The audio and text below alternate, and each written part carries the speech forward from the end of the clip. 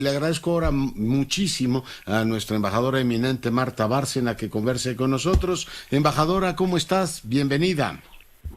Muy bien, muchas gracias, doctor Curcio, Leonardo, a la orden. Y muy interesante todo lo que estaba diciendo la doctora Cepeda y no puedo más que estar de acuerdo al 100%. Es un informe, sí, además muy bien elaborado. Embajadora, ¿cómo estás viendo la situación, la coyuntura? Queremos oír tu opinión, tu docta opinión sobre este tema de la cumbre de líderes de las Américas que se va a desarrollar en Los Ángeles. El presidente dijo hoy que probablemente lunes o martes nos informe de lo que está ocurriendo. Pero, ¿cuál es tu sensibilidad? ¿Cómo estás viendo las cosas? Mira, sin duda alguna difíciles por, digamos, percepciones y actitudes o expectativas diferentes de parte de los varios actores y de los varios estados en esta cumbre. Si uno va a revisar los antecedentes de las cumbres, efectivamente Cuba no había participado en todas ellas, nada más en las dos últimas. Si uno revisa la relación de los países del Caribe con Cuba, con Venezuela, y uno se va a ver cuándo los países del Caribe empezaron a decir que considerarían la posibilidad de no participar en la cumbre, ellos estaban argumentando, los países del Caribe, en contra de la invitación a Juan Guaidó como representante de Venezuela. Sí. Y no mencionaron en un inicio nada de Cuba. Su cuestión era que Estados Unidos no invitara a Juan Guaidó. ¿Cuál es el problema para Estados Unidos? Que el gobierno Biden sigue reconociendo a Juan Guaidó como el legítimo presidente de Venezuela, lo que se hizo en la administración Trump. Y la administración Biden no ha tenido el tiempo ni el margen de maniobra, creo yo, para cambiar una serie o ajustar una serie de medidas y decisiones que se tomaron durante la administración Trump, que concentró toda su atención, digamos, o sus objetivos de su política hacia América Latina era nada más Venezuela y Cuba, ¿sí? Sí. Y se decía en Estados Unidos que realmente quien diseñaba la política exterior de la administración Trump hacia América Latina era el senador Marco Rubio.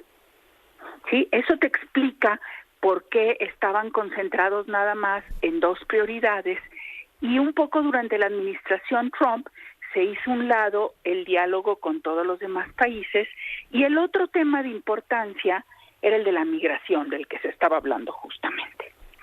Hay la transición de gobierno, la administración Biden hace una serie de promesas durante la campaña que no se logran, que hasta ahora no todas se han cumplido, por un lado, y por otro lado lo que vemos en los últimos años, tanto durante la administración Trump como durante la administración Biden, es un cambio en la correlación de fuerzas y presencias en América Latina. ¿Qué quiero decir con esto? Que China se convierte en el primer socio comercial y en el mayor inversionista en la gran mayoría de los países de América del Sur. Mira, y el Caribe entonces, también, ¿no? El Caribe es un poco menos evidente, pero sí también. Mira. Y luego, justamente, las prioridades de América Latina y del Caribe no son siempre las mismas. Leonardo.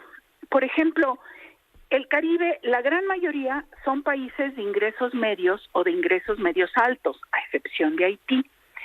El problema que tienen ellos es el acceso a los fondos de las instituciones internacionales, a los créditos, porque la mayoría de estos créditos se han estado canalizando a los países de bajos ingresos.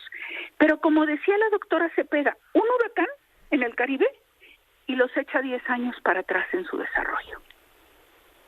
Entonces, ellos tienen como prioridad, o una de sus prioridades, el atender los temas de adaptación de cambio climático, los temas de acceso a créditos en instituciones financieras internacionales, y a lo mejor las prioridades de América Central son otras, y de América del Sur otras.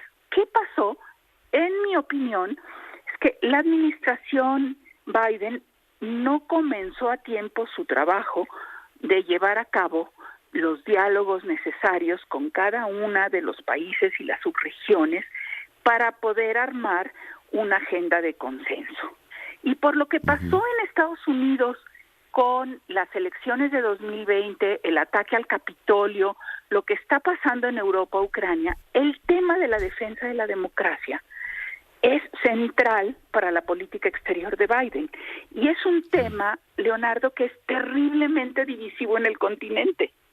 No ahorita, ya desde hace varios años. Todos los diplomáticos, aún antes de que yo me retirara, que hemos estado en foros internacionales y en países, sabemos que el famoso GRULAC, el Grupo Latinoamericano y del Caribe, no está pudiendo reunirse con la frecuencia de que se requiere, ni consensuar posiciones por las divisiones que hay justamente por los casos de Venezuela, Nicaragua y Cuba. Esto que veníamos arrastrando desde hace años explotó ahorita en la organización de la cumbre.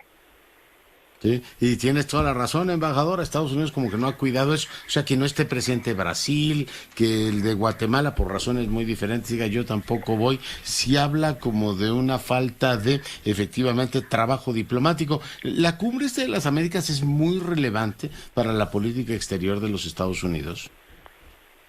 Mira, que podrían en un momento determinado aplazarla y no pasaría nada.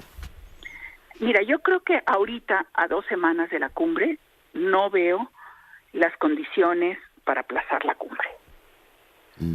Esta decisión, en todo caso, acuérdate que ya se había aplazado, porque de hecho se iba a hacer casi durante la administración Trump y por la pandemia. Entonces, yo no veo las condiciones de un aplazamiento. No quiere decir que niegue toda posibilidad del aplazamiento, pero no veo las condiciones del aplazamiento en este momento. Por una serie de temas, desde los más pragmáticos, en el que normalmente en estas cumbres se tienen pagadas de antemano una serie de servicios, y que no cumplirlos significan sanciones, como que el ambiente político en los Estados Unidos se va a volver mucho más complejo en los próximos meses, porque hay elecciones de medio término en noviembre. Totalmente. Embajadora, me da mucha pena, pero me va a sonar la campana. Yo me quedaría el día completo hablando contigo. Muchas gracias, embajadora. Muchas gracias, Leonardo. Y buenas noches. La embajadora eminente Marta Bárcena, hoy para Fortuna Nuestra, platicando de este tema con usted.